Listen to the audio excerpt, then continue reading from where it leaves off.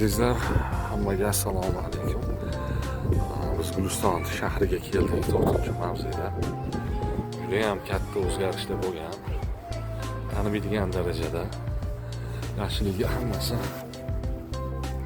Bolalarning uchun o'yingohlar, sport bilan shug'ullanish uchun mana maxsus joylar. Uylarni har birini chiroyli qilib remont qilib, oynalarigacha almashtirib, podyezdlar boshqacha remont bo'lgan. Bugun Abdumuhammad Bobirjon Gulistonga mehmonga keldi.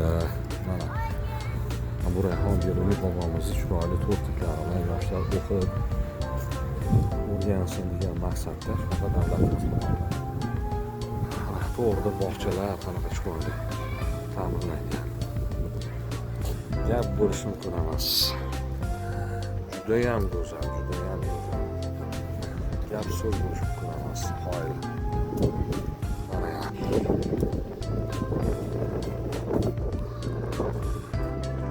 o'zgarishlarni sezgan bo'lsanglar, mana shu joylarni bilgan odamlar yozinglar.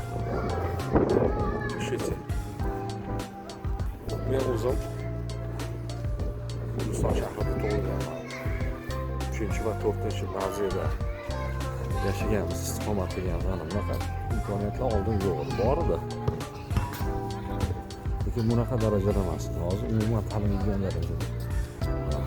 O'tlar, narsalar ekilgan. Bittagina joyda emas, har bir uy oldida sport bilan shug'ullanish joylari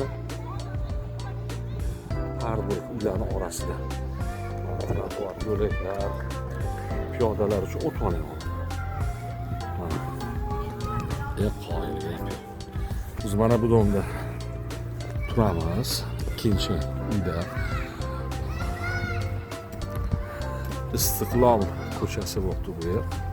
Mana har bir joyda shiroqni mana vatanim uchun o'laman, ammo uni dushman oyoq ostida qoldirmayman.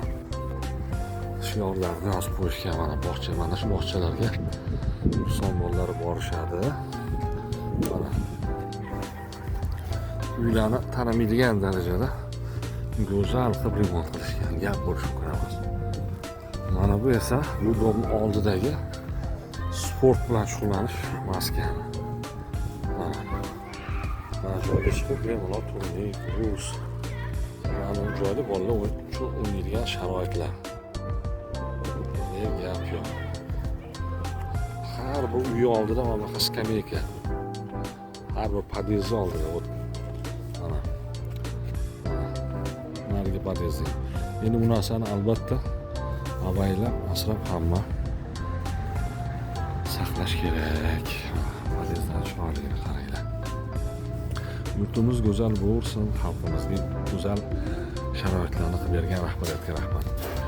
Yurtimiz gullab yashnasin azizlar. Sog' bo'linglar, salomat bo'linglar. Qisqacha ma'lumot shu.